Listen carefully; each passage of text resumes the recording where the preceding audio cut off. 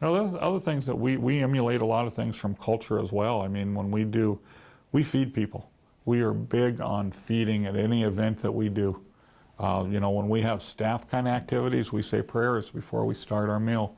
There's a reason for that. It's what we do in our community. Now, it's a little bit different because of church and state separation when you're dealing with kids, but when we have staff in services, there's also a hierarchy even when they eat, you know. In this community, veterans eat first, and there is a hierarchy. Our staff knows that. I mean, and we don't have to remind them, you know, in this district, it's veterans, it's elders, it's community service people is our next set.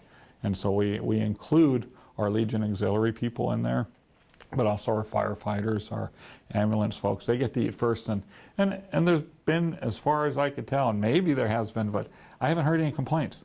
You know, we've been doing this for 10 years.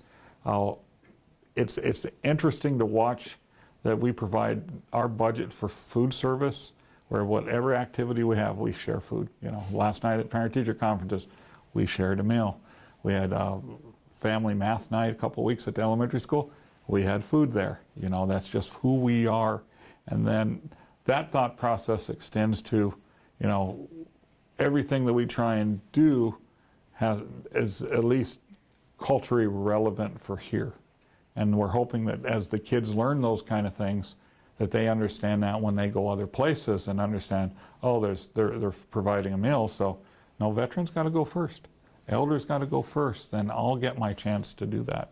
And so we're emulating that on a regular basis. You know, there's always a thought process on things, on when you come into Mr. Moran's classroom and he, you know, he has a sage going, or he has a cedar going, and he smudges, you know.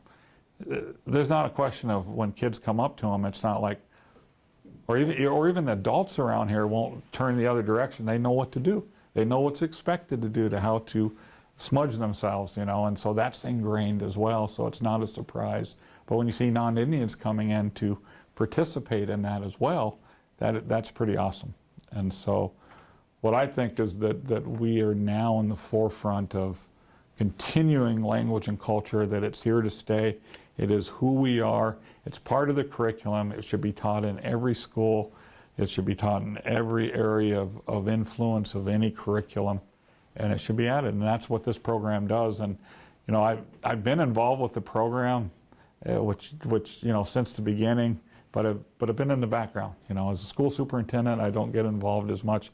But the North Dakota Indian Education Advisory Committee, which I am an active member of, does make the decisions behind this, and I have declined in the past not to be too involved, but this year it was the right time to bring the training here. We've sent staff out to training, but that first day back to school training with teachers and seeing people talk about who they are and where they came from, it was very powerful.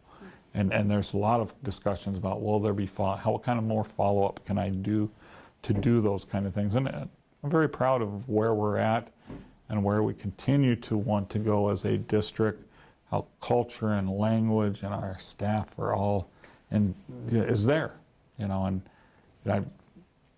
as a school superintendent, of course, who better to promote that and to make sure that people know about that it's my job. That's my job as superintendent. So I will stay in the forefront and promote as much as possible all of the things that we're doing and continue to do.